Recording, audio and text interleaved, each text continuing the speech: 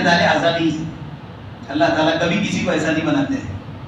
سر سے لے کے پیر تک اللہ تعالیٰ ایک ہی جیسا بناتے ہیں. تو اعتدال اعضاء اور تناسب اعضاء کا نام حسن ہے، جمال ہے. لہذا اللہ کے نبی صلی اللہ علیہ وسلم معتدل الاعضاء اور متناسب الاعضاء تھے. آپ صلی اللہ علیہ وسلم کے خصائل اور آپ صلی اللہ علیہ وسلم کا پوری یعنی باڈی کا نقشہ اللہ تعالیٰ نے شمائل ترمذی کے اندر بیان کیا. کبھی موقع ملے تو آپ اس کو پڑھیے. مولانا زکریا صاحب رحمۃ اللہ علیہ اس کی تشریح بھی کی ہے اور اس پر ایک مستقل ایک کتاب بھی لکھی ہے. اس کو آپ پڑھیں گے تو آپ صلی اللہ علیہ وسلم کے جسم اطہر سے متعلق وہ تمام چیزیں ملے گی. ماں عائشہ صدیقہ رضی اللہ تعالی عنہا ارشاد فرماتی ہے کہ آپ صلی اللہ علیہ وسلم کا حسن و جمال ایسا تھا کہ مصر کی عورتوں نے حسن یوسف کو دیکھ کر اپنی انگلیاں کاٹی تھی. اگر میرے محبوب کو دیکھ لیتی تو اپنے کلیجے کاٹ لیتی. بخاری کی روایت ہے. اللہ کے نبی صلی اللہ علیہ وسلم ماں عائشہ صدیقہ رضی اللہ تعالی عنہا نے اس کو بیان کیا. حسان بن ثابت رضی اللہ تعالی عنہ ارشاد فرماتے ہیں جو شاعر رسول ہے وَأَحْسَنَ مِنْكَ لَمْ تَرَ قَطُّ عَيْنِي وَأَجْمَلَ مِنْكَ لَمْ تَلِدِ النِّسَاءُ خُلِقْتَ مُبَرَّأً مِنْ كُلِّ عَيْبٍ كَأَنَّكَ قَدْ خُلِقْتَ كَمَا تَشَاءُ.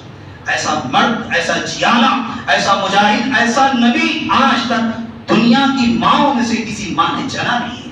جتنا حسین و جمیل میرے نبی تھے، لہذا سب سے زیادہ خوبصورت اور سب سے زیادہ حسین و جمیل آپ صلی اللہ علیہ وسلم تھے. لہذا محبت کرنے کے لائق اور الفت کرنے کے لائق اور پیار کرنے کے لائق اگر کوئی ذات اس دنیا کے اندر ہے تو جناب محمد رسول اللہ صلی اللہ علیہ وسلم کی ذات ہے.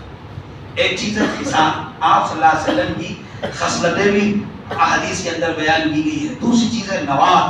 نوال کا مطلب ہوتا ہے عطیات. آپ صلی اللہ علیہ وسلم غریب تھے، آپ صلی اللہ علیہ وسلم کے پاس کچھ نہیں تھا، اس کے باوجود بھی آپ صلی اللہ علیہ وسلم کی سخاوت بے شمار تھی. ماں عائشہ فرماتی ہے کہ رمضان المبارک کے اندر تند تیز ہوا جتنی چلتی ہے اتنی سخاوت میرے نبی کی رمضان المبارک کے اندر ہو جایا کرتی تھی. آپ صلی اللہ علیہ وسلم سخی بھی تھے. تو کمال کی بنیاد پر، جمال کی بنیاد پر، جلال کی بنیاد پر، خصال کی بنیاد پر، نوال کی بنیاد پر کسی کو کسی سے محبت ہوتی ہے. اب حدیث کے اندر اللہ تعالیٰ نے کس محبت کا تذکرہ کیا ہے، اللہ تعالیٰ کس محبت کا تقاضا ہم سے کر رہے ہیں وہ دیکھنا چاہیے.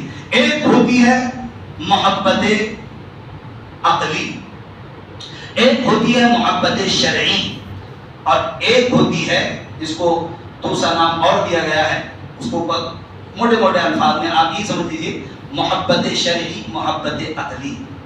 محبت عقلی دیکھیے عام طور پر اپنی بیوی اور بچوں سے آدمی کو محبت ہوتی ہے، اس سے زیادہ کسی سے اور محبت نہیں ہوتی ہے. بیوی بچوں سے سب سے زیادہ محبت ہوتی ہے. پھر اللہ تعالیٰ اس حدیث کے اندر کس محبت کا تقاضا کر رہے ہیں یہ بات سمجھنے کی ہے.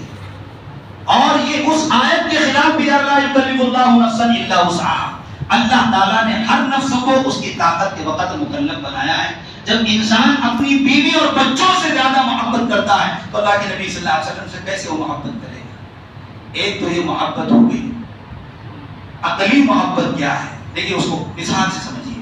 ایک شخص بیمار ہے، کڑوی کسیلی دوا اس کے سامنے رکھی گئی کہ آپ کو پینا ہے، اس کو استعمال کرنا ہے، اس کو یوز کرنا ہے.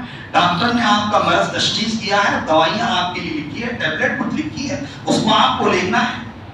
اور اگر آپ یہ سمجھتے ہیں، عقل کا تقاضا یہ ہے، زبان یہ کہتی ہے کہ نہیں ان گولیوں کو استعمال نہیں کرنا ہے، ان کے ٹیبلٹ کو استعمال نہیں کرنا ہے، یہ دوائیاں نہیں لینا، یہ بڑی کڑوی ہے، یہ میرے حلق کے اندر نہیں جائے گی. لیکن عقل یہ کہتی ہے کہ اس کو استعمال کرنا چاہیے. اگر استعمال کریں گے تو صحت یاب ہوں گے. مریض ہے تو اللہ تعالیٰ صحت دیں گے اس دوا کی بنیاد پر. اس کا مطلب یہ ہوا کہ اللہ کے نبی صلی اللہ علیہ وسلم اس حدیث کے اندر جس محبت کا تقاضا ہم سے کر رہے ہیں وہ محبت یہ ہے کہ اللہ رب العزت کے مرغوبات، اللہ تعالیٰ کی محبوب چیزیں جب ہمارے سامنے آ جائے تو ہمارے سامنے اولاد، والدین، دیگر اور چیزیں یہ نیستی کی حیثیت رکھتے ہوں، ان کی کوئی حیثیت نہ ہو.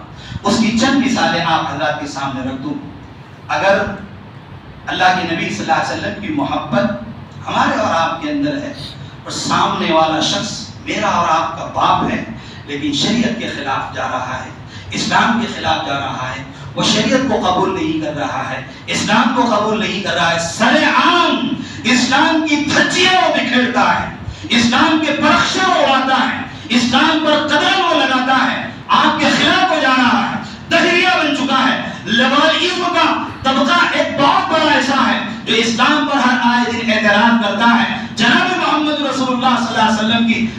بات پر اعتراض کرتا ہے. ایک طرف وہ کھڑے ہوئے ہیں اور ایک طرف آپ کھڑے ہوئے ہیں. آپ کا باپ کھڑا ہوا ہے, دشمن کی فوج میں کھڑا ہوا ہے, دشمن کے سامنے کھڑا ہوا ہے, اور آپ جناب محمد رسول اللہ صلی اللہ علیہ وسلم کی فوج میں کھڑے ہوئے. حضرت ابو عبیدہ بن جراح رضی اللہ تعالی عنہ ایک مرتبہ ایک غزوے کے اندر مقابلہ ہوا. حضرت ابو عبیدہ بن جراح رضی اللہ تعالی اس امت کے امین ہیں. لکل امت امین و امین هذه الامه ابو عبیدہ بن الجراح. ہر امت کا ایک امین ہوتا ہے, اس امت کا امین اللہ تعالی نے حضرت ابو عبیدہ بن جراح کو بنایا.